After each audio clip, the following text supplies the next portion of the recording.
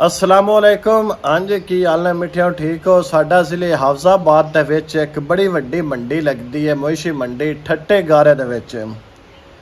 मिठियो उनका ठेका हुंदा है। पहले उसकी पर्ची वड्डे जानवर की शुरू विच 500 आई, उस होर ठेकेदार आए, हुण ठेकेदार होए 1000 रुपया, फिर 1500। मिठियो अगे 1500 चलती रही। तुहानूं पता है वड्डी ईद कुर्बानी की जिहड़ी ईद है वो नज़दीक है, तकरीबन 2-3 हफ्ते रह गए हैं।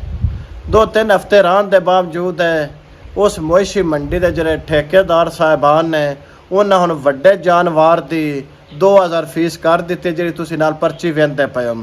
ये 2000 फीस वड्डे जानवर की, छोटे जानवर की उन्हें 500 रुपया फीस फिक्स कर दी है। कोई मनते नहीं, कोई जलते नहीं।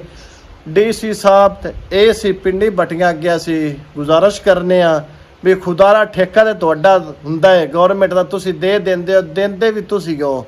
कम से कम तुसीं उत्ते आके फेरा ते मारो, चैक करो, वेखो बई ये की वसूल करदे तुहाडे जिहड़े कवानीन दे मुताबिक ये मंडी वालियां नाल वरतदे पे ने, व्यापारियां नाल, जां की कर रहे ते नहीं बई तुसीं ठेका दे दिता, तुसा 6-7 करोड़ रुपया सालाना लैके मने पासे हो गया। वो भावें 5000 रुपया फीस लैन वड्डे जानवर की या 500 लैन, तुहाडी जी सान कोई इतराज़ नहीं। तुहानूं इतराज़ है जो गौरमेंट करे वो तुसीं आके नज़र कर मारनी चाहिए है।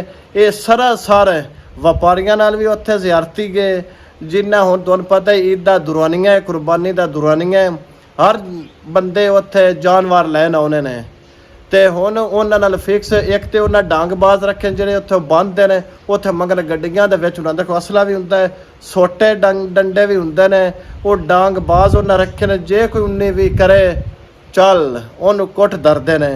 DC साहब, AC साहब खुदारा एक बारी उत्ते फेरा मारो। तुहानूं पता है अगे आवाम भुखी मोई पई जे, गनक दा तुसां रेट कोई नहीं कढ़िया, ते हुण ये ना पई होवे हुण इदों कोई लुट्टे जा, कोई जानवर मंगे ते कुछ पर्ची उत्तों मंगी, कोई गर्मी है उत्तों, वो ना होवे ते तमाशा नवां लगा पिया होवे। ते मेहरबानी करो, एक बारी तुहाडा हक बनदा है, वो ते फेरा मारो, चेक करो। ये वीडियो जिहड़ी मेरे दोस्त वेंदे पे ये आवाम तक शेयर करो।